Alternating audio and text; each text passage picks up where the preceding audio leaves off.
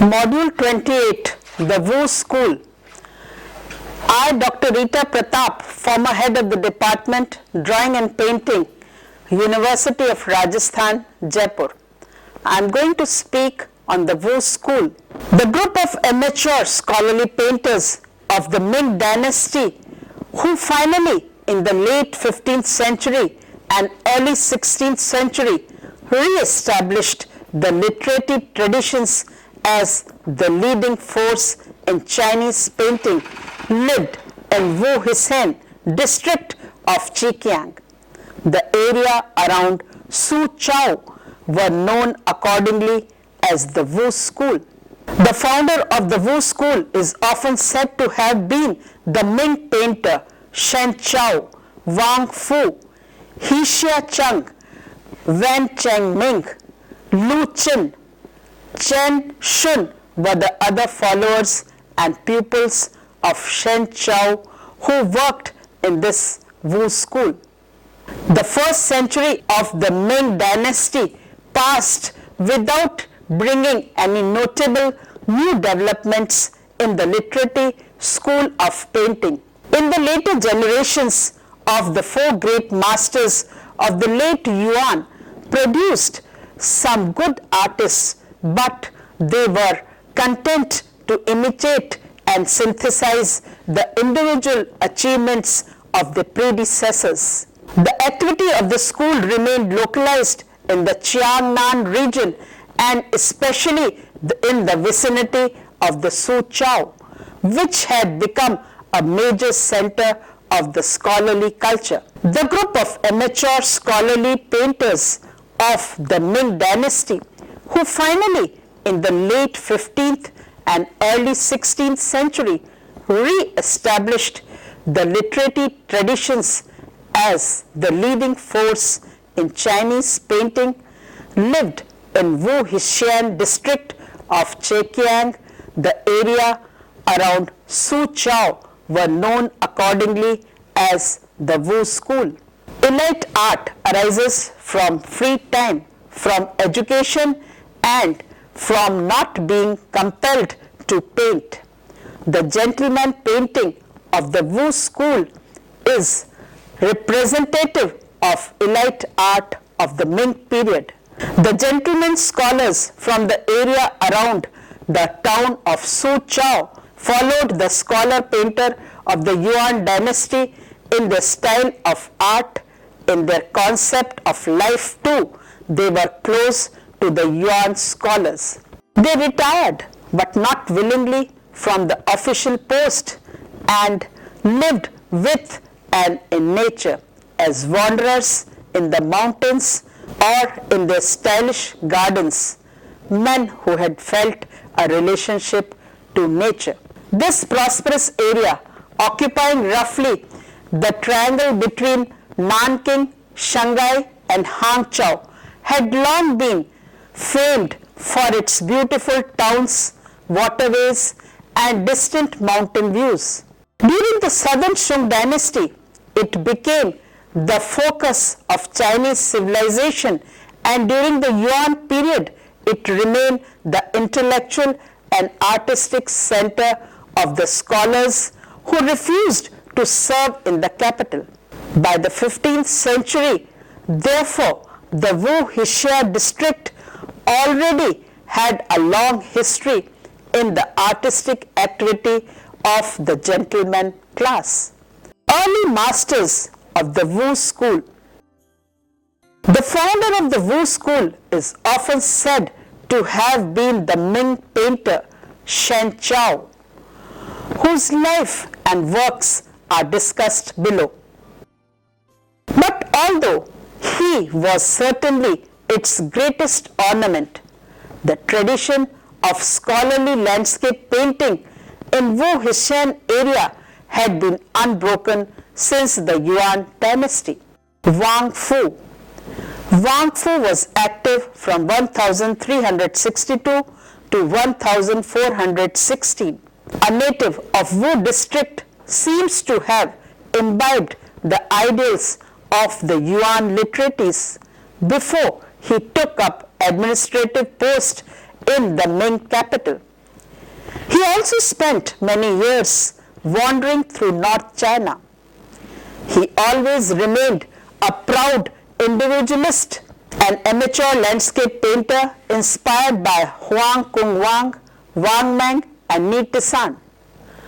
Wang Fu was also a famous bamboo painter, and it was said of him that he had the spontaneity of Ni Tizan without his carelessness and the strength of Ko Chi Su without his impetuosity. Wang Fu's follower Hisha Chang, active from 1388 to 1470, also held prominent official posts in Peking. Yet he is noted for his fluent, easy manner of his long hand scrawls of bamboo and rocks. His earliest known dated example of 1441 is in the collection of the Art Institute of Chicago, the latest 1464 in the Freer Gallery of Art, Washington, D.C. The chief contribution of both artists was that they transformed the lofty, austere manner of the great Yuan masters into a style more easily appreciated and practiced by amateurs, and thus helped to lay the foundation for the literary painting of the Ming and Qing dynasties. Shen Chao, born into one of the most distinguished Su-Chao families, Shen Chao was active from 1427 to 1509.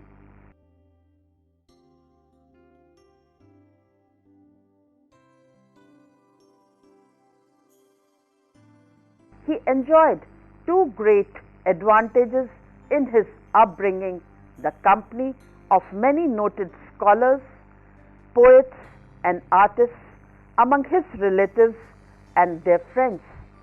Shen Chao is considered the greatest of the literary painters of the Wu school, was trained for civil services, but pleading the necessity to look after his aged mother, request that the Confucian and administration could hardly refuse, he retired to the country to spend much of his long, peaceful life on the family estate near Su-Chao. A man of deep scholarship, generous and human, he was loved and respected in the neighborhood. His painting, Two Young Crows, is a hanging scroll of 15th century and at present in the Museum of Far Eastern Antiquities is a good example.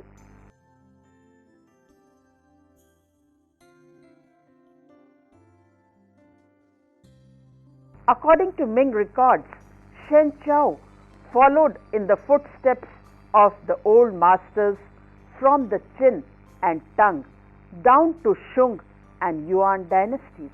In his landscapes, he followed Tung Yuan, Huang Kung-wang and Wu Chen. He also made a close study of the works of Ni Tizan, Wang Meng and Wang Fu.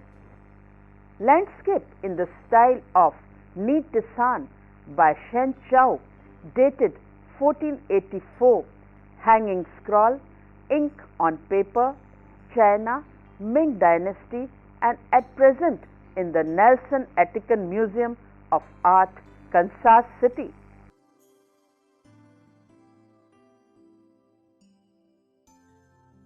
Here, the tall thin trees, the blank areas of paper, the dotted brushwork indicated lichens on the rocks, the open spear style in the distant mountains. Here in the painting, Ni's style becomes much stronger, bolder and sturdier, revealing in this the predilection that led Shen Chao specially to the works of Wu Chen. Though he studied the works of these masters, but his paintings were no more imitations. he infused into all pictures his own unmistakable handwriting and warmth of his personality. A typical example of his reworking of the old style is a great landscape in the Ni-Tisan manner. In his painting, Walking with a Staff is a hanging scroll, ink on paper. It is in the Palace Museum collection, Taichung.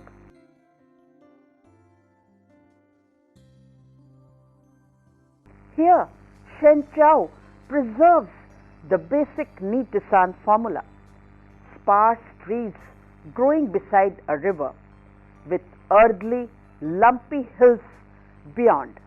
His single edition, An Old Man Walking Beneath the Trees, is so quiet and inconspicuous, although its composition and technique follow Ni-Tisan closely. The mountains have expanded until they fill the picture space. The brushwork is less sensitive, is broader and more relaxed than that of the austere Ni-Tisan, and Shen Chao invites the viewer to share the beauty of the scene with a staff-bearing wanderer in the foreground, a concession to human appeal never found in Ni-Tisan. His other work, Watching the Mid-Autumn Moon, is also a hand scroll, at present in the Museum of Fine Arts, Boston.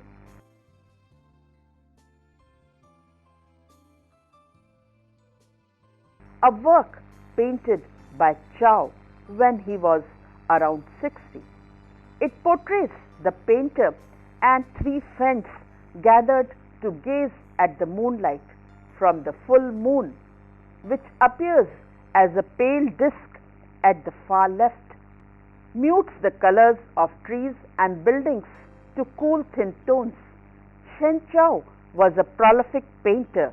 Probably more than 100 Guinean works from his brush have survived, of which the earliest dated painting was done when he was already 37. A leaf from an album is a characteristic work. The view from Shen Chao's study window. Here, the free yet firm drawing of trees and rocks show his debut to Wu Chen.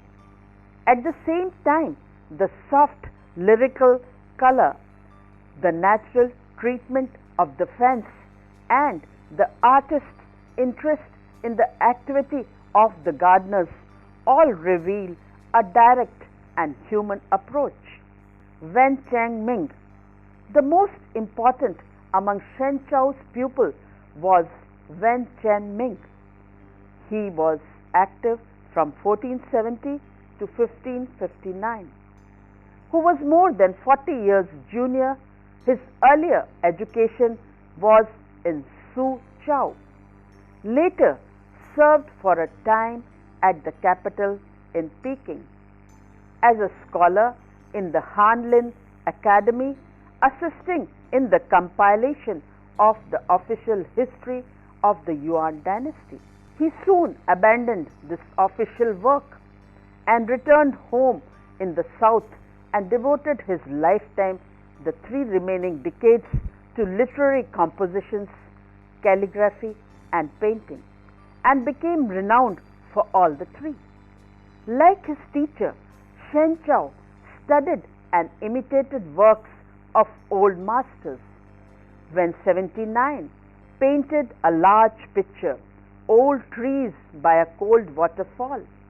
It is dated to 1540, a hanging scroll, ink and colors on silk, and at present in the Palace Museum collection, Taichung.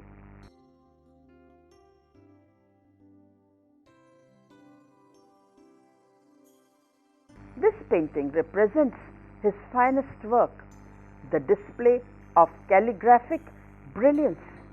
Delicacy is sacrificed to forcefulness.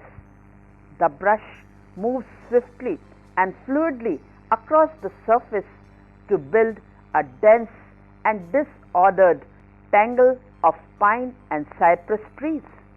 Like Wang Meng, he drastically limits space in his picture. Like Wu Chen, he painted rocks, flowers, and bamboo, and even experimented with the archaic blue and green technique. Wen Chengming most typical pictures are his landscape scrawls, depicting the ideal life of the retired country gentleman. A delightful example of Wen Chengming's precise style is a scroll, A Farewell Visit, dated to 1531.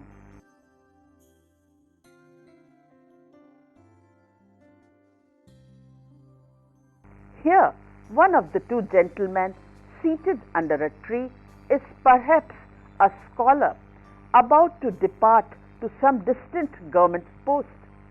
With this official hazard, they did not know when they might meet again. Here they talked together, and their contentment to each other's company being delicately suggested by the artist's choice of style. The precise manner which Wen Chengming practiced to the end of his life is in striking contrast to the rough style of many paintings in his later years.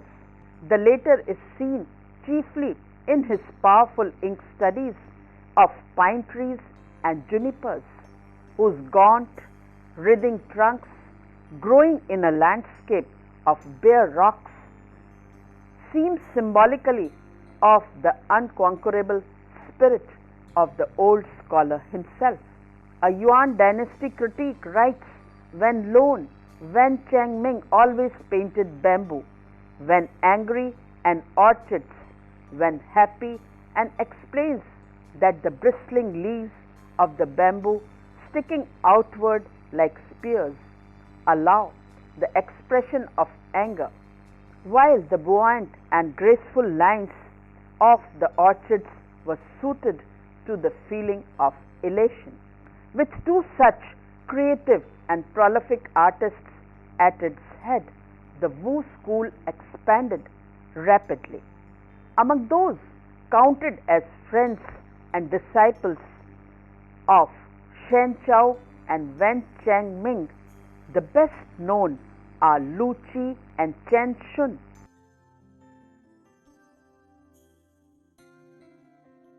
Both these artists lived unworldly lives, little concerned with practical affairs, absorbed in studies of the Confucian classics. Both practiced poetry, calligraphy, and painting. Their training as calligraphers helped to provide them with the mastery of brush technique and sense of design which they needed as painters. And besides this, their poetic imagination supplied suitable themes. This poetic element is found strong in Lu Qi's work, that is, River Scene in the Spring. It is dated to 1535. It is a section of a hand scroll, ink and light colors on silk, and at present in the Palace Museum collection, Taichung.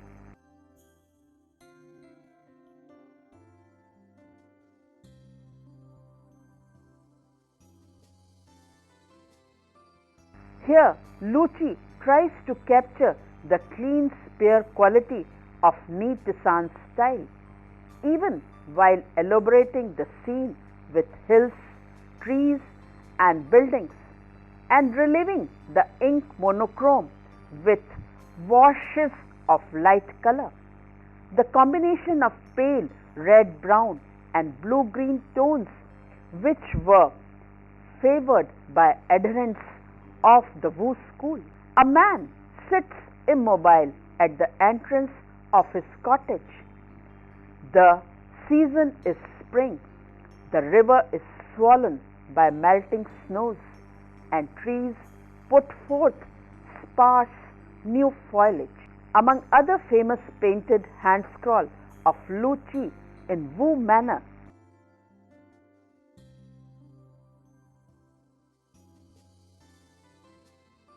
is Autumn Colors at Husunyang, dated to 1554. It is a section of a hand scroll, ink and light colors on paper, and at present in the Freire Gallery of Art, Washington, D.C. And the Field of Jade, hand scroll, ink and color on paper, China, belongs to Ming dynasty and at present in the Nelson-Atkins Muesum of Art, Kansas City. This scroll shows another variations in the manner inherited from Wen Cheng Ming.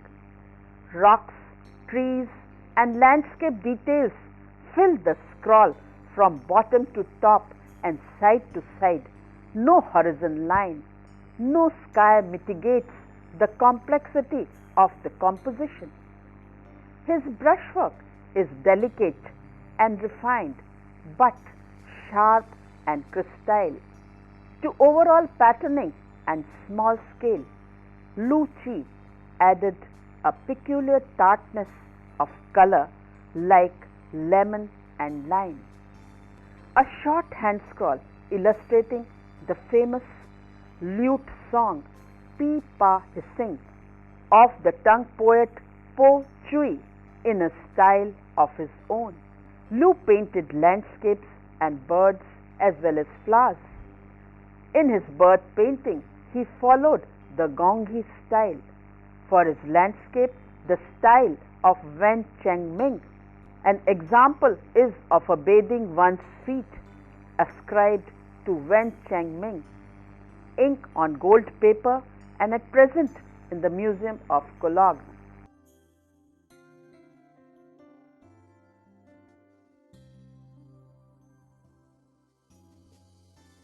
This is the pictorial variation on a line of poetry from the elegies of the Chu Chui by the poet Chu Yuan about 332 to 296 BC, who writes about withdrawal from the life of an official during troubled times. Shen Chao was another artist of the Wu school. He alone adopted the Mi Fu and Mi Yu Zhen's landscape style. His hand scroll, Mountains in the Cloud, it is dated to 1535.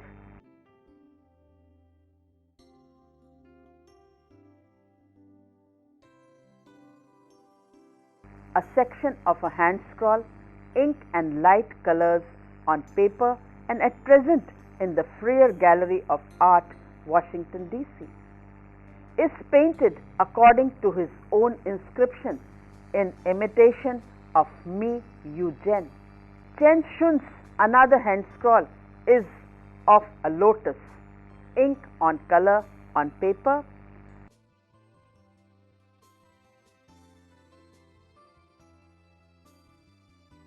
belonging to Ming dynasty and at present in the Nelson-Atkins Muesum of Art, Kansas City.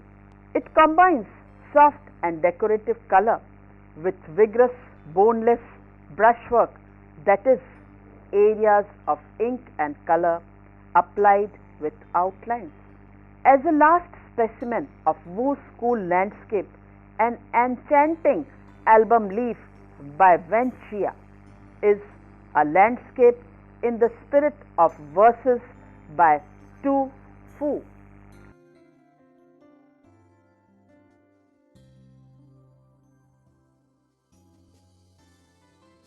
Dated to 1576, album leaf, upper section with inscription not included, ink and light colors on paper, and at present in the Palace Museum collection, Taichung is a good example. With two such creative and prolific artists as Shen Chao and Wen Cheng Ming at its head, the Wu school expanded rapidly until it included a good many of the leading Suzhou scholars.